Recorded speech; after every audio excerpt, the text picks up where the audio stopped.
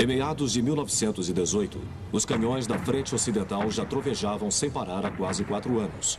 Mas nenhum dos lados conseguira ainda uma vitória decisiva.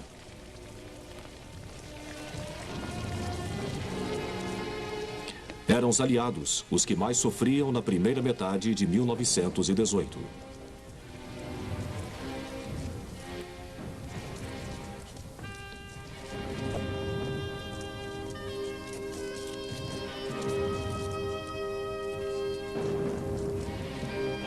O golpe mais sério sobre os aliados ocidentais fora resultado da Revolução Russa. Ela fez com que a Rússia saísse formalmente da guerra em março de 1918, tomada por um crescente conflito civil.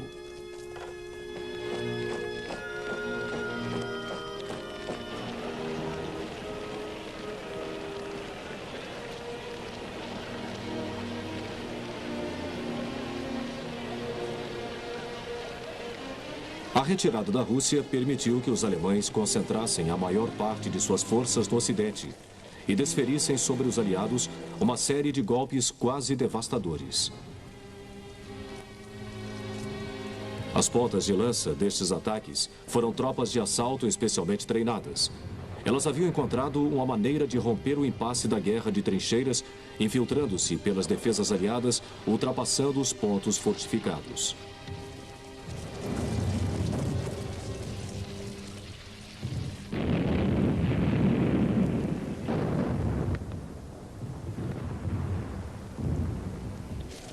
Os aliados sofreram a perda de quase 800 mil homens, entre mortos, feridos e prisioneiros. Perderam também quase todo o pouco território que haviam ganho com suas longas e sangrentas ofensivas de 1916 e 1917. Os aliados, no entanto, não estavam derrotados e, em meados de julho, haviam conseguido exaurir a capacidade ofensiva da Alemanha.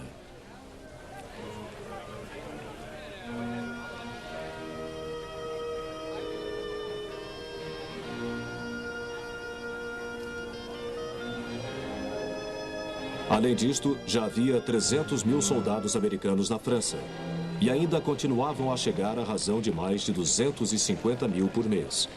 Os alemães sabiam muito bem deste aumento progressivo, que fora um dos principais motivos de suas ofensivas na primavera de 1918. Mas no momento que os alemães enfraqueceram, o chefe supremo dos aliados, Ferdinand Foch, visto aqui com o primeiro-ministro francês Clemenceau, estava pronto para atacar antes que eles pudessem se recuperar. A entrada dos Estados Unidos na guerra em abril de 1917 deu novas esperanças aos cansados britânicos e franceses, mas levou muito tempo para que a contribuição dos americanos se tornasse efetiva. Os americanos viram o início da Grande Guerra em agosto de 1914 como uma simples briga na Europa, que nada tinha a ver com eles. É verdade que mostraram solidariedade pela violência contra a Bélgica. Esta havia se transformado em raiva pelo afundamento do navio de passageiros Lusitânia, em maio de 1915. Mas logo foi temperada pela irritação com a política britânica de abordagem aos navios mercantes americanos para garantir que não levassem artigos contrabandeados para as potências centrais. Com a sombra da Guerra Civil Americana pairando sobre eles, os americanos consideravam que este novo conflito na Europa apenas confirmava que a guerra era uma barbaridade e uma degradação da humanidade.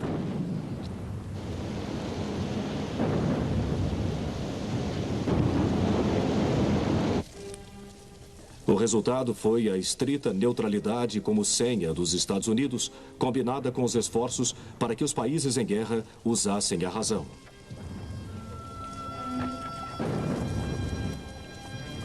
Então foi só no final de 1916 que o presidente Wilson pediu aos combatentes que reafirmassem seus objetivos na guerra, na vã esperança de que isto os fizesse refletir e iniciar as conversações de paz.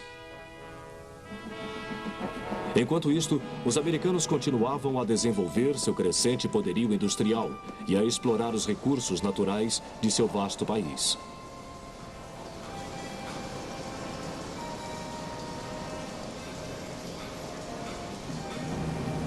Porém, a renovação em escala muito mais ampla da irrestrita campanha submarina da Alemanha contra a marinha mercante do início de 1917 começou a agitar a opinião pública, embora Wilson esperasse que a quebra das relações diplomáticas com a Alemanha e uma declaração de neutralidade armada fossem fazê-la refletir. Foi o México, no entanto, o catalisador que puxou os Estados Unidos para a guerra. As relações entre os dois países haviam se deteriorado em 1916 porque forças americanas cruzaram a fronteira para caçar o bandido mexicano Pancho Villa, que havia praticado vários assaltos no Texas. Em março de 1917, o Serviço Secreto Britânico informou o governo americano que os alemães estavam propondo uma aliança com o México para que este recuperasse o território perdido para os Estados Unidos no século anterior. Esta foi a última gota para Wilson, e em 6 de abril de 1917, as duas casas do Congresso reuniram-se para ouvir o presidente declarar guerra. A decisão foi muito bem recebida pela Grã-Bretanha e pela França, contanto que os Estados Unidos pudessem fornecer o dinheiro necessário para apoiar suas economias de guerra já tão exauridas, e que a Marinha Americana pudesse ajudar de modo significativo no combate à ameaça dos submarinos no Mar do Norte e no Atlântico. Sob outros aspectos, porém, os Estados Unidos estavam totalmente despreparados para a guerra. A chegada da frota americana do Atlântico em águas europeias foi de grande ajuda. Mas era a contribuição dos Estados Unidos em terra que os britânicos e os franceses mais esperavam. No entanto, em abril de 1917, o exército americano contava com uma força disponível de apenas 10 mil homens. Além do mais, estas tropas não eram bem treinadas para o tipo de guerra que se fazia na Europa. Eram uma simples força policial, competente o bastante para perseguir Pancho Villa ou outros pela fronteira e para pacificar as Filipinas, mas sem conhecimentos e experiência da tecnologia e da tática da guerra de trincheiras. Tão mal equipadas eram as tropas americanas que os primeiros a chegar à França tiveram que usar capacetes franceses, embora logo adotassem o modelo britânico. Quanto a armas modernas, como aviões, artilharia e tanques, tiveram que ser inteiramente equipadas pelos franceses e britânicos.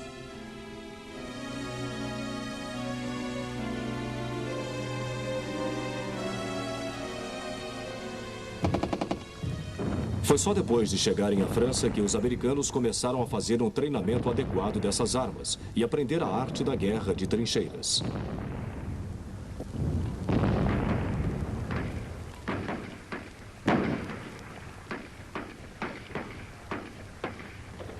A maior parte de seu treinamento era dada sob a supervisão dos franceses e dos britânicos.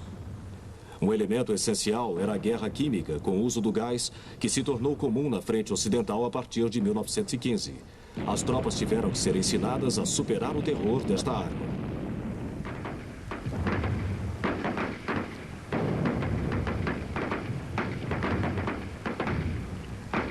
O aprendizado destas novas técnicas levou muitos meses.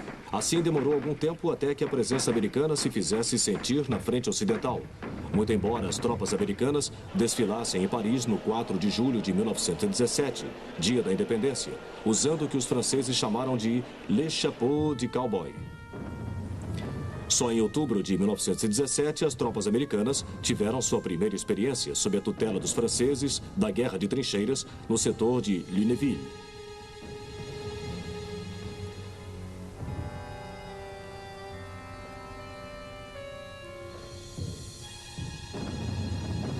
Isto ocasionou suas primeiras baixas. O general John Pershing, popularmente conhecido como Blackjack, comandou a Força Expedicionária Americana. Veterano da Guerra Hispano-Americana de 1898, das Filipinas e comandante da Expedição Punitiva de 1916 no México, tinha experiência de combate nos padrões americanos.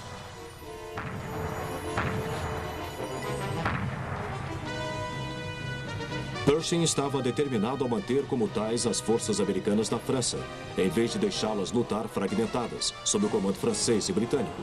Mesmo nos dias negros da primavera de 1918, quando os alemães pareciam estar investindo contra tudo à sua frente. Permitiu, no entanto, que alguns dos que chegaram primeiro ajudassem os franceses a repelir os ataques finais dos alemães em meados de 1918. Em meados de julho de 1918, os aliados começaram a concentrar suas forças para uma ação ofensiva.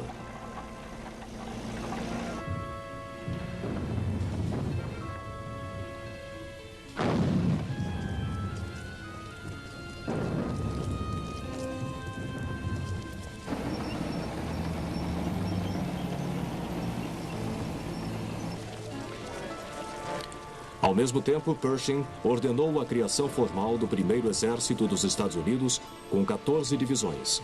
A América estava agora posicionada para tomar parte por direito próprio nas ofensivas finais. O momento decisivo na frente ocidental havia finalmente chegado. O mesmo ocorria também na maior parte das outras frentes. Fora necessário o envio de forças britânicas e francesas à Itália. O ataque austro-germânico a Caporetto, em outubro de 1917, havia feito os italianos recuarem 137 quilômetros.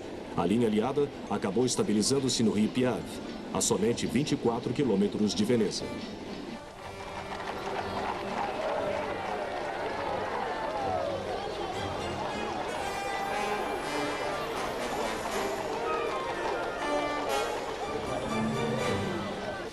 O exército italiano restabeleceu rapidamente seu moral abalado. A pressão austro-germânica se mantivera no rio Piave na primeira metade de 1918. Porém, em fins de outubro, os aliados cruzaram o rio num ataque tão devastador que os exércitos austríacos se dividiram, recuaram de maneira confusa e foram forçados a pedir o armistício depois de apenas 2 semanas de luta.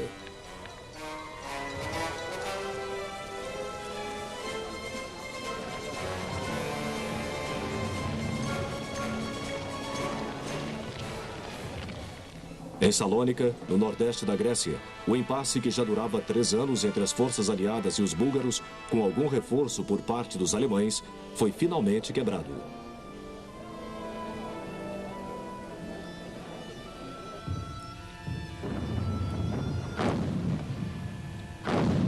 Os aliados fizeram uma grande ofensiva no outono de 1918. O progresso foi rápido e a Bulgária foi logo forçada a pedir paz. Em outra região, durante a Grande Guerra, houve 2 longas campanhas entre os britânicos e os turcos. Na Mesopotâmia, hoje o Iraque, tropas indianas haviam desembarcado em Basra, em novembro de 1914, para garantir os campos de petróleo. Foi então feito um avanço sobre o rio Tigre, quase até Bagdá, mas faltava apoio logístico. Os britânicos recuaram até Kut el-Lamara, onde foram cercados e forçados à rendição em abril de 1916. Sob novo comando e reorganizados, fizeram outro avanço que contava extensivamente com apoio de fogo por parte de canhoneiras nos rios Tigre e Eufrates.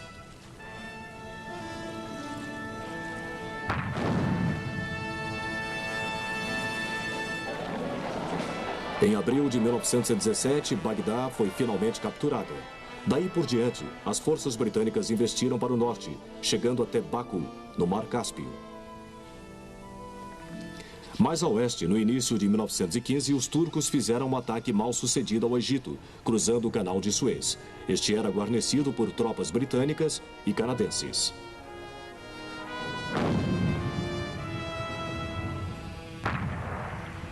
Este ataque pôde ser repelido sem dificuldade.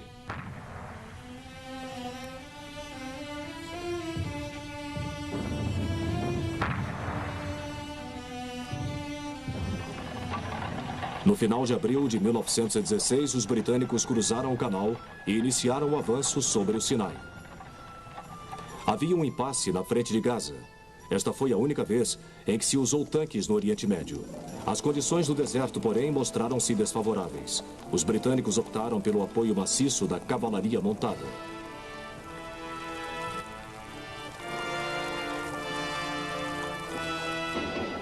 Uma estrada, uma adutora de água e uma via férrea tiveram que ser construídas no deserto sem trilhas. Só então os britânicos puderam romper as defesas turcas.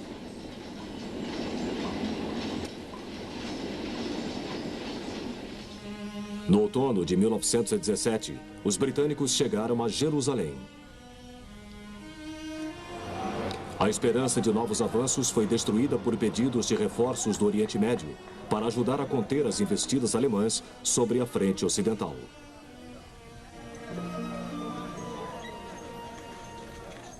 Assim seguiu-se um período relativamente estático.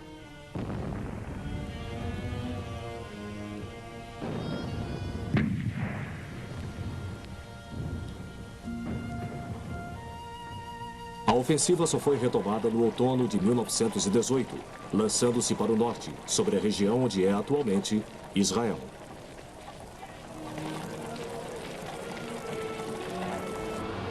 Uma arma que se mostrou especialmente eficaz no Oriente Médio foi o carro blindado Rolls-Royce, amplamente usado para reconhecimento. Era tão confiável que modelos iguais prestaram serviço ativo no deserto norte-africano mais de 20 anos depois.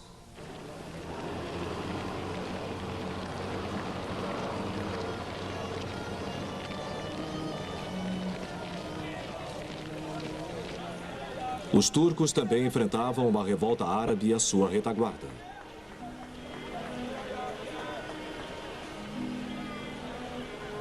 Esta havia sido amplamente fomentada por um oficial britânico, T.E. Lawrence, visto aqui em trajes árabes à direita da figura com barba que está ao centro.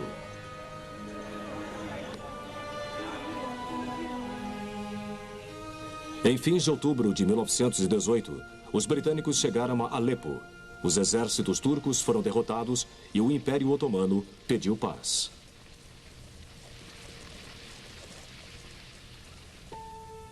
Na África, os aliados tiveram pouca dificuldade para dominar o sudoeste africano alemão e a República dos Camarões em 1914. Mas a colônia alemã na África Oriental mostrou-se muito mais resistente do que se imaginava. Aqui a guerra não envolvia somente tropas brancas. Os dois lados se compunham de uma maioria de africanos negros, que eram hábeis soldados nas matas.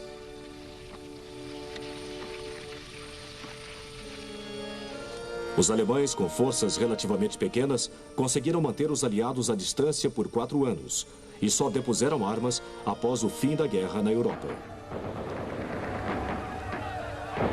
A campanha também foi marcada por uma alta incidência de doenças, especialmente malária, que causaram mais baixas do que os combates. O drama principal desenrolava-se na frente ocidental. O plano aliado era continuar atacando, sem permitir aos alemães qualquer descanso.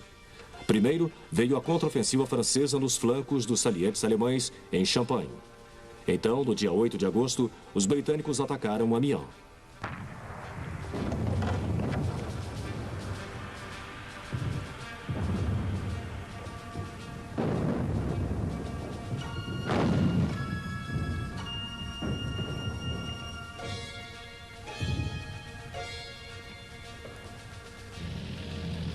Como na Batalha de Cambrai, em novembro de 1917, o ataque foi liderado por 440 tanques. Embora lentos, com uma velocidade máxima de 7,4 km por hora e pouco confiáveis em termos mecânicos, ajudaram a conseguir uma ruptura das linhas adversárias. Antes do fim do dia 8 de agosto, tropas australianas e canadenses haviam penetrado 14 quilômetros. Suas baixas foram incrivelmente leves, pouco mais de 4.000, entre mortos, feridos e desaparecidos. Foi o máximo que qualquer ataque aliado na frente ocidental conseguiu progredir em um dia, e com um mínimo de baixas para um primeiro dia.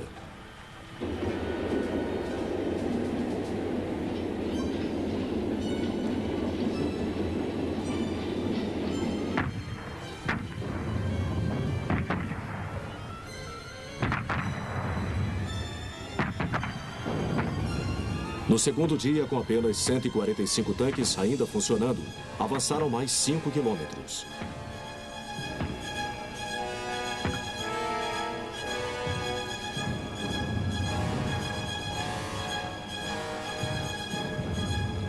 A partir de então, poucos tanques estavam disponíveis e o ataque parou. Ainda assim, Erich von Ludendorff, o chefe do Estado-Maior alemão, chamou o 8 de agosto de Dia Negro para o exército alemão. Os 30.000 prisioneiros capturados indicavam claramente que sua coesão estava agora sendo posta em dúvida.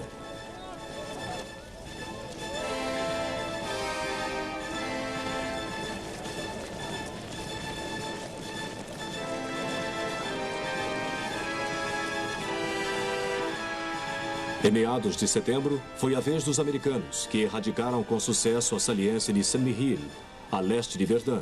Esta foi sua primeira operação independente.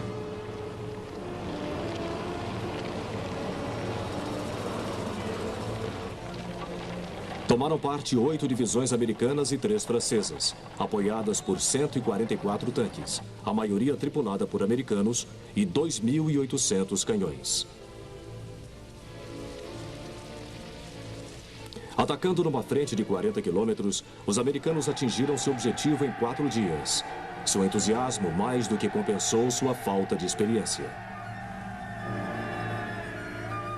Então, os belgas e britânicos atacaram a partir da saliência de Ypres. Especialmente para os belgas, isto era muito bem-vindo. Por 4 longos anos, eles se agarraram ao pouco que restou de seu país. Agora, finalmente, podiam começar o trabalho de libertação da outra parte.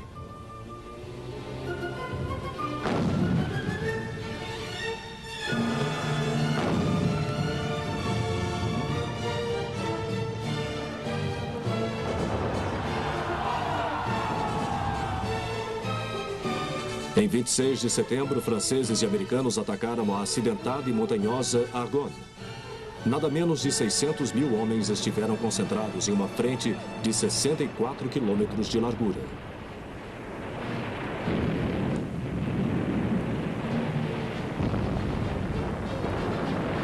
Foram apoiados por quase 500 tanques e 3.000 canhões.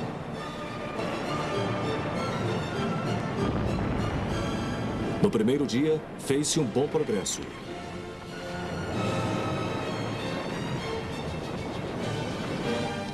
A partir daí, à medida que os atacantes entravam nos bosques sobre as colinas e a resistência alemã enrijecia, o combate se tornava mais duro e a coordenação entre as unidades era cada vez mais difícil. Os tanques não podiam operar neste terreno acidentado e os atacantes tiveram que confiar em sua artilharia para prosseguir. As bem preparadas posições alemãs e os numerosos contra-ataques intensificavam a violência do combate.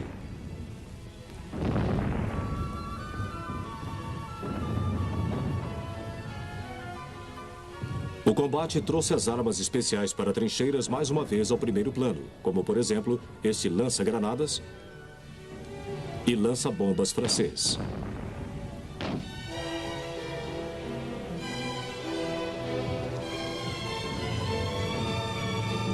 Os franceses, mais experientes, tinham mais facilidade que os americanos em enfrentar estas condições difíceis.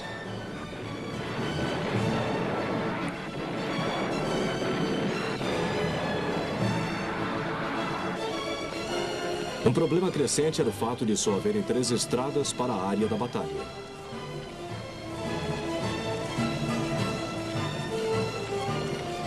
Estas ficavam logo congestionadas, o que fazia com que as reservas não chegassem a tempo.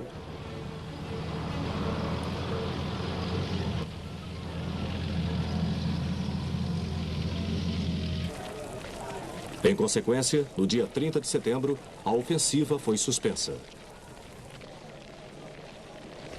A tocha era agora passada aos britânicos, que haviam começado a atacar a formidável linha Hindenburg, a 27 de setembro. Apoiados por artilharia maciça, as forças canadenses detonaram nada menos de 7.000 toneladas de bombas em um dia.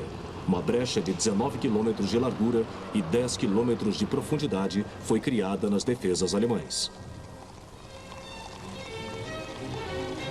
Após 4 dias de combate, houve uma curta pausa para reagrupamento.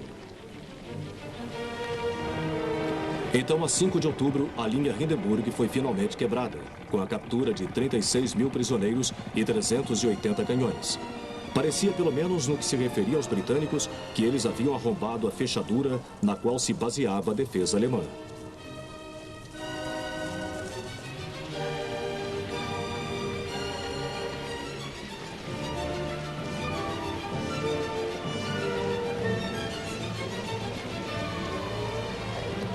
Agora os britânicos podiam começar a avançar para além das trincheiras que tanto dominaram suas vidas nos últimos 4 anos, indo em direção ao campo aberto.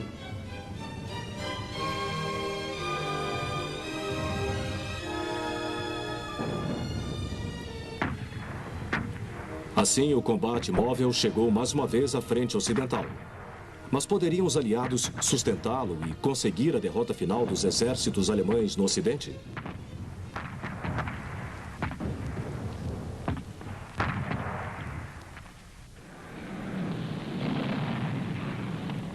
Enquanto as tropas aliadas avançavam pelo campo aberto em outubro de 1918, descobriram que era necessário uma nova tática para travar este combate móvel.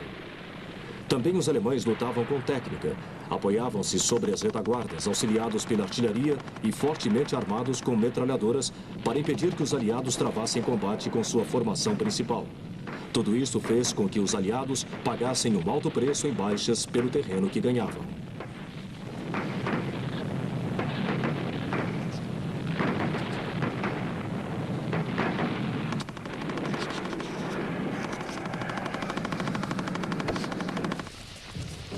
Apesar disto, os aliados avançavam sem remorso.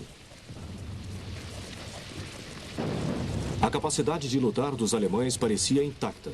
No entanto, atrás da frente, havia cada vez mais dúvidas sobre a capacidade dos alemães para continuarem a guerra. O bloqueio dos aliados fora muito severo por muito tempo e havia levado o comércio marítimo da Alemanha à paralisação. Os alimentos tornavam-se desesperadamente escassos. Inevitavelmente, os civis eram os que mais sofriam. Mas até as tropas da linha de frente já estavam vivendo de pão preto, café feito com bolotas de carvalho, batatas estragadas e carne de cavalo. A Alemanha começava também a ficar sem mão de obra, pois eram recrutados rapazes de 17 e até de 16 anos. No início de outubro, até Ludendorff aceitou o fato de que a guerra estava perdida. Diante das perdas sempre crescentes, ele recomendou a imediata retirada até a fronteira ocidental alemã de 1914 e também que se fizesse uma aproximação com os aliados para um armistício. Esta aproximação seria feita sob a forma de uma declaração do presidente Wilson em janeiro de 1918, com o acordo de seus aliados sobre as condições de paz. Estas ficaram conhecidas como os 14 pontos. A Alemanha e os Estados Unidos trocaram mensagens diplomáticas, mas a 16 de outubro Wilson de repente recuou. Ele não havia mantido corretamente informados os seus aliados. Estes agora insistiam em que os termos do armistício deveriam ser estabelecidos pelos comandantes militares. Os generais exigiam que estes devessem tornar impossível para a Alemanha a repetição de suas hostilidades. Isto implicava em rendição. E Berlim, que vinha esperando uma paz honrosa, ficou em situação confusa. Enquanto isto, a ofensiva aliada na frente ocidental ganhava terreno impiedosamente, pois as tropas dos dois lados nada sabiam das negociações de alto nível sobre o armistício. Na verdade, a maioria do lado dos aliados estava certa de que a guerra se arrastaria por todo o inverno. As retaguardas alemãs continuavam a oferecer feroz resistência e eram pesadas as baixas entre os aliados.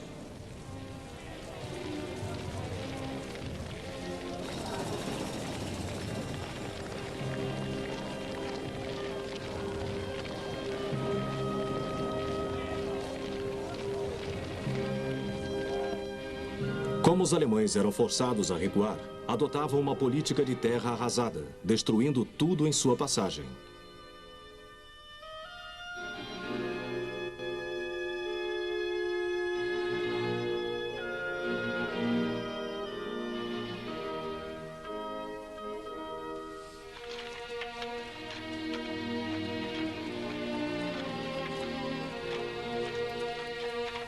Os exércitos aliados tiveram que despender recursos consideráveis no conserto de estradas e ferrovias para que o ímpeto de seus ataques pudesse ser mantido.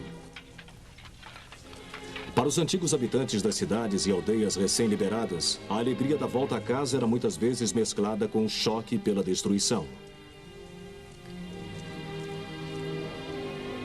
Ludendorff estava certo ao temer o aparecimento de rachaduras na máquina militar da Alemanha. As unidades do exército nas áreas da retaguarda começaram a eleger conselhos de soldados à maneira russa bolchevista e caçoavam de seus camaradas que continuavam a lutar. A frota de alto mar amotinou-se quando recebeu ordens de partir. Os aliados da Alemanha começavam a desistir. A Bulgária já havia assinado o armistício no final de setembro. A Turquia fez o mesmo a 30 de outubro e a Áustria-Hungria a 4 de novembro. O governo alemão, isolado e sob pressão intensa dos escalões mais baixos, finalmente aceitou que o armistício fosse feito nos termos dos aliados. Ludendorff discordou, foi demitido, e uma delegação de armistício foi enviada através das linhas de frente. 2 dias depois, sob a pressão de von Hindenburg, o Kaiser abdicou. Foi imediatamente para o exílio na Holanda, que era neutra. Lá, ele deveria passar o resto de seus dias. A Alemanha era agora uma república com um futuro incerto. Enquanto os canhões continuavam a trovejar, um trem entrava na floresta de Compiègne. Em um de seus vagões, às 5 horas da manhã do dia 11 de novembro, a delegação alemã assinou o acordo de armistício.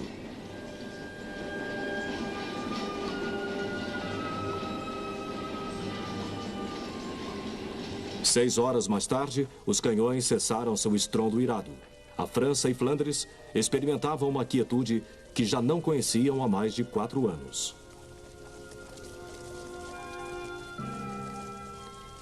Em Paris, Londres e Nova York, a notícia levou multidões às ruas em comemoração eufórica, que se estenderia por toda a noite.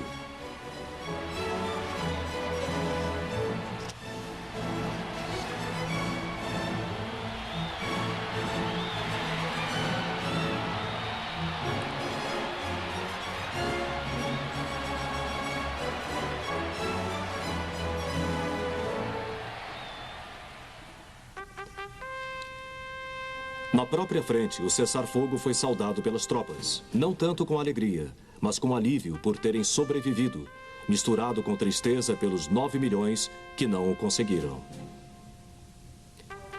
Assim que o armistício teve efeito na frente ocidental no dia 11 de novembro de 1918, as tropas alemãs iniciaram sua marcha de volta à Alemanha. A maioria dos soldados alemães da linha de frente, ao mesmo tempo que estava contente pelo fim da guerra, não sentia que haviam sido derrotados no campo de batalha. Eles perceberam que a delegação do armistício fora formada por civis e havia um sentimento de traição. E foi isto que gerou mais tarde a ideia da punhalada nas costas, propagada pelos políticos de direita.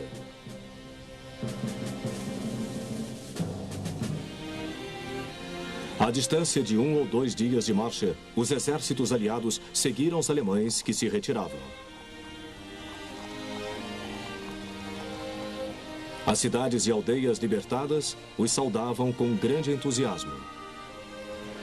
Os franceses foram rapidamente retomar a Alsácia e a Lorena, perdidas para a Alemanha em 1870. Os cidadãos de Bruxelas estavam felicíssimos por reencontrarem-se com seu rei. Os aliados agora cruzavam o Reno e ocupavam cabeças de ponte do outro lado. Suas bandas militares não tiveram muita receptividade por parte da calada população alemã desta região.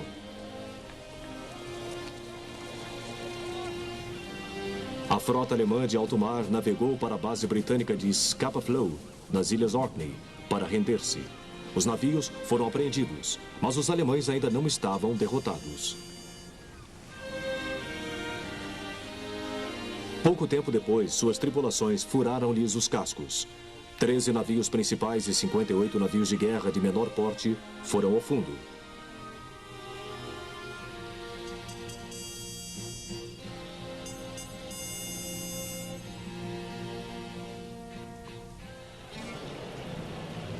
Enquanto isto, a Alemanha estava em tumulto. Havia se constituído um governo democrático no início de novembro. Mas este sofria ameaças da extrema-esquerda, que era representada pelos conselhos de soldados e de trabalhadores, constituídos nos moldes bolchevistas.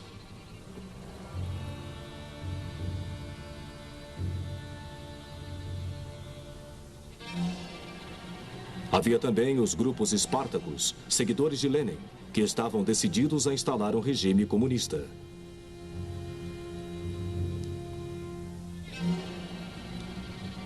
O próprio governo tentou uma linha de centro, formando suas próprias unidades militares para proteger-se antes que fosse visto como apoiado pelo exército da ordem antiga. Prometeu também novas eleições. A questão atingiu o clímax no início de janeiro de 1919, depois dos conflitos com as tropas do governo pouco antes do Natal. Os grupos espartacos declararam que o governo já não existia e convocaram uma greve geral. No entanto, alguns oficiais do exército alemão que voltaram da frente com suas tropas se preocuparam com a crescente anarquia e formaram unidades de voluntários conhecidas como Freikorps. E foi a estes que o governo foi forçado a pedir ajuda. Foram rapidamente para Berlim e esmagaram os grupos espartacos com grande severidade. Milhares foram presos e houve muitas mortes. Dentre as vítimas, havia 2 líderes de grupos espartacos, Rosa Luxemburgo e Karl Liebknecht. O governo organizou as eleições prometidas e as venceu, mas continuava o descontentamento da esquerda, culminando em uma greve geral. Mais uma vez, o Freikorps foi para Berlim e, num espaço de 10 dias, esmagou a esquerda, forçando os comunistas alemães à clandestinidade. No entanto, o governo, preocupado com sua própria segurança, havia se mudado para Weimar, 240 quilômetros ao sul de Berlim. Em Munique, o movimento havia progredido ainda mais. A extrema-esquerda havia tomado de fato o governo do estado da Baviera e começou um expurgo brutal de seus opositores políticos.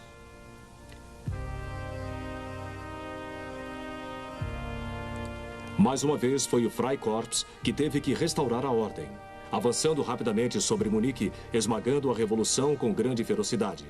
Mataram nada menos de 1000 pessoas no espaço de uma semana e restauraram o governo democrático.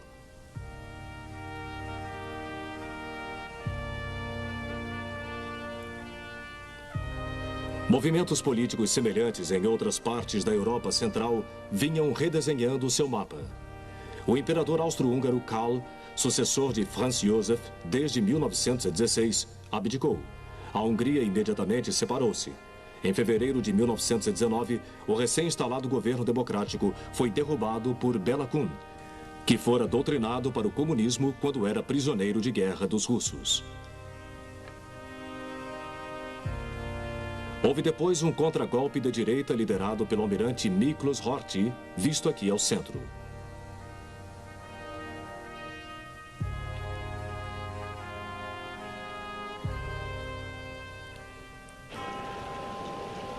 Mas os vitoriosos aliados também tinham seus problemas. A instabilidade na Itália logo ocasionou a ascensão de Mussolini e seus fascistas. A Grã-Bretanha foi sacudida por uma série de greves nas indústrias. Foi tanta a preocupação do governo que a divisão de guardas de elite foi trazida da França para desfilar nas ruas de Londres como um aviso para os desordeiros. Na América do Norte também havia muita agitação e violência no setor industrial. Eram causadas por uma organização chamada de Operários do Mundo, mais conhecidos por Wobblies. Grande parte da inspiração destes movimentos vinha da Rússia, mas lá a guerra civil se disseminava cada vez mais, até tomar todo o país. A base de tudo era a determinação dos bolcheviques, conhecidos como vermelhos, em consolidar sua revolução diante dos brancos, opositores de suas ideias. Só quando conseguissem controlar todo o seu vasto país, os bolcheviques iriam se sentir seguros. Não havia, entretanto, um czar para ser devolvido ao trono, já que ele e sua família haviam sido executados pelos vermelhos em julho de 1918. Na primavera de 1919, 3 exércitos brancos começaram a convergir para o coração do território dos vermelhos, baseados em Petrogrado e Moscou, na Rússia Ocidental.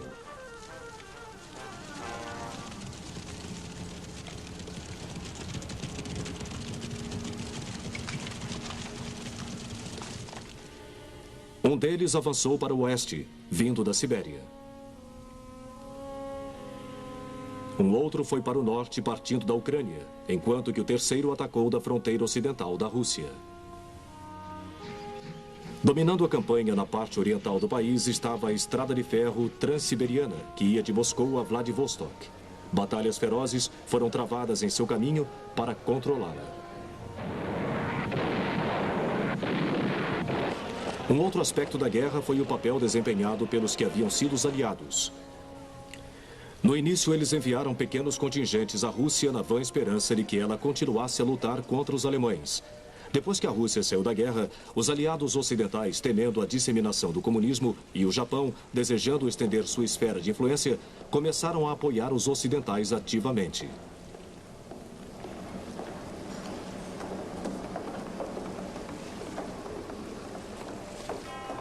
Forças navais e terrestres japonesas, americanas e britânicas estenderam-se até Vladivostok. Havia elementos britânicos e franceses na Ucrânia e no Cáucaso. E forças britânicas, francesas, canadenses, americanas, italianas e até sérvias no extremo norte, em torno dos portos de Murmansk e Arkhangel. O principal papel dos contingentes aliados era armar, equipar e prestar consultoria às forças brancas. Estiveram, porém, muitas vezes em combate direto com os vermelhos.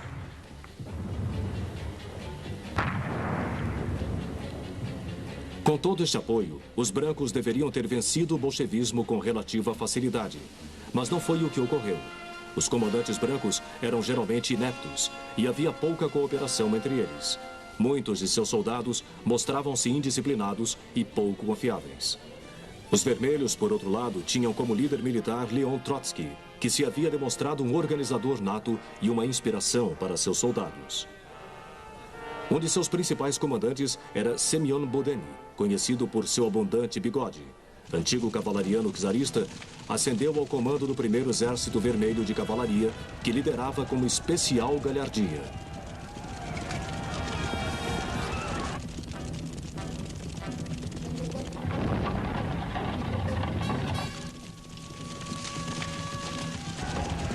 Por quase 2 anos, o combate varreu a Rússia em todas as direções, a cada ataque branco que os vermelhos rechaçavam.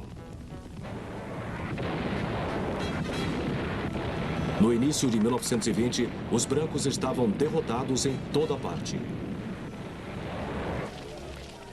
Os aliados já percebiam há muito tempo o rumo dos acontecimentos e se defrontavam cada vez mais com questionamentos internos sobre seu papel na Rússia. Como consequência, retiraram o apoio aos brancos e voltaram para casa. As principais vítimas da Guerra Civil Russa foram cidadãos comuns. Sofreram barbaridades tanto nas mãos dos vermelhos quanto dos brancos. A guerra também estraçalhou totalmente a indústria e a agricultura. O resultado foi a disseminação da fome e das doenças. Não se sabe quantos morreram, mas os números chegam certamente a vários milhões. Em janeiro de 1919, representantes das nações aliadas reuniram-se em Paris e começaram a estabelecer os termos da paz. Todos concordavam com os 14 pontos do presidente Wilson dos Estados Unidos como os princípios para evitar guerras futuras. Houve, porém, de início muita divergência quanto ao grau de punição que deveria ser aplicado às nações derrotadas, já que estas eram consideradas as primeiras agressoras. A França não conseguia esquecer 1,5 milhão de mortes que sofrera e a devastação de toda a parte norte de seu território. Como consequência, o primeiro-ministro Georges Clemenceau, conhecido como Tigre, estava especialmente interessado em fazer com que a Alemanha pagasse pelos danos que havia causado. O primeiro-ministro britânico Lloyd George estava consciente do 1 milhão de mortos do Império Britânico e da vultosa dívida financeira com os Estados Unidos. Wilson adotou uma linha mais flexível, mas foi solapado pelo Congresso, que desejava agora afastar-se da Europa o quanto antes. Das outras potências vitoriosas, a Itália e o Japão ficariam logo decepcionados com suas compensações territoriais, ainda que a Alemanha tivesse perdido todas as suas colônias de além-mar.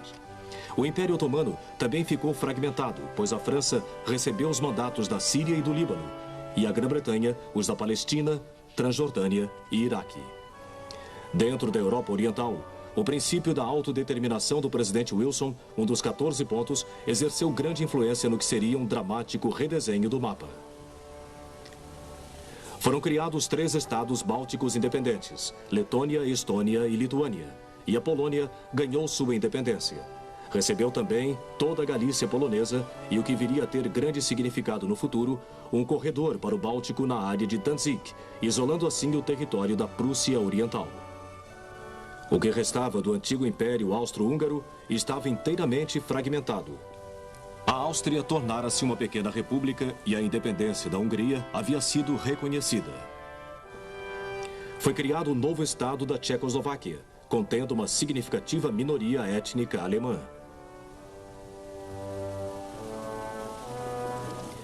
Mudanças substanciais ocorreram também nos Balcãs. A Sérvia, Montenegro e as antigas províncias austríacas da Croácia e da Bósnia e Herzegovina combinaram-se para formar o Estado da Iugoslávia. Os sérvios dominariam, mas os demais grupamentos étnicos não se opuseram, pois se tornavam membros de um Estado vitorioso.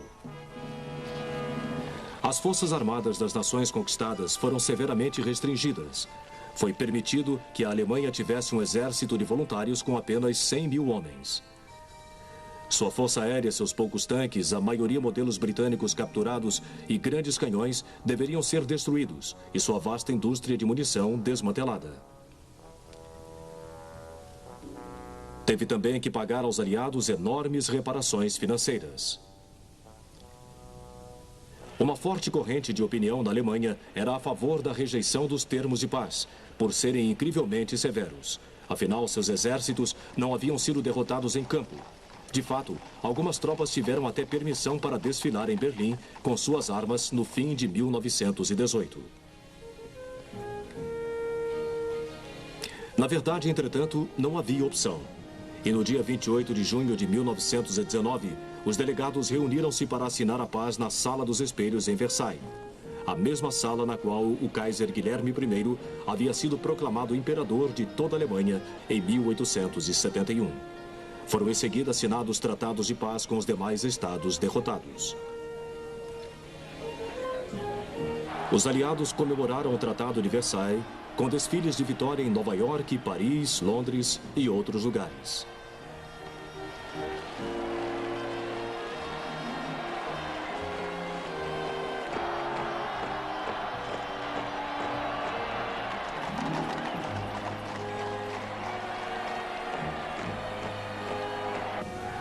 Os aliados podiam agora voltar ao trabalho de desmontar suas máquinas de guerra e ganhar a paz, confiantes de que haviam tomado as medidas necessárias para garantir que não haveria mais grandes conflitos na Europa.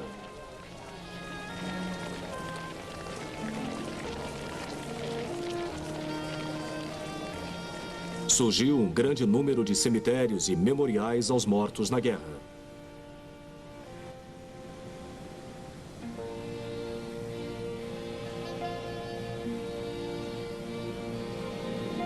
Estes, junto com os milhares que haviam ficado mutilados física ou mentalmente no período de 1914 a 1918, eram o duro testemunho dos horrores da guerra.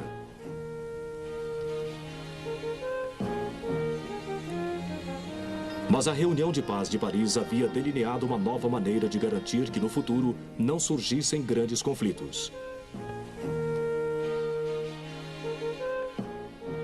A fundação da Liga das Nações foi mais uma vez criação do presidente Wilson. Todas as nações vitoriosas e os estados neutros foram convidados a participar, e 42 aceitaram. Seu objetivo era prevenir possíveis conflitos através da arbitragem. Nos casos em que isto falhasse e um membro atacasse outro, a Liga poderia impor sanções e, em último caso, usar a força. Entretanto, na primeira vez em que a Liga se reuniu em sua sede em Genebra, na Suíça, em novembro de 1920, já se defrontava com problemas. Para começar, o Senado americano havia se recusado a ratificá-la. Pior ainda, Wilson perdeu as eleições presidenciais naquele mesmo mês de novembro, o que queria dizer que os Estados Unidos não iriam participar. Mas já havia conflitos na Europa Oriental. A Polônia e a Lituânia invadiram a Ucrânia em 1919.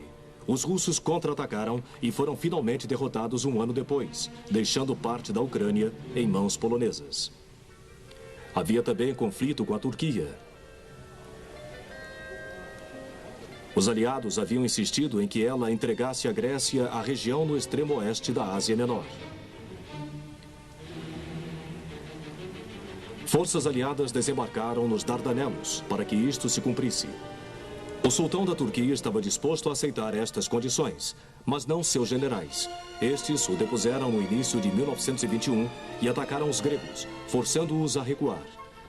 As tropas britânicas em Chanak, no extremo ocidental do Estreito de Dardanelos, foram preparadas para intervir no que parecia tornar-se a Terceira Guerra dos Balcãs.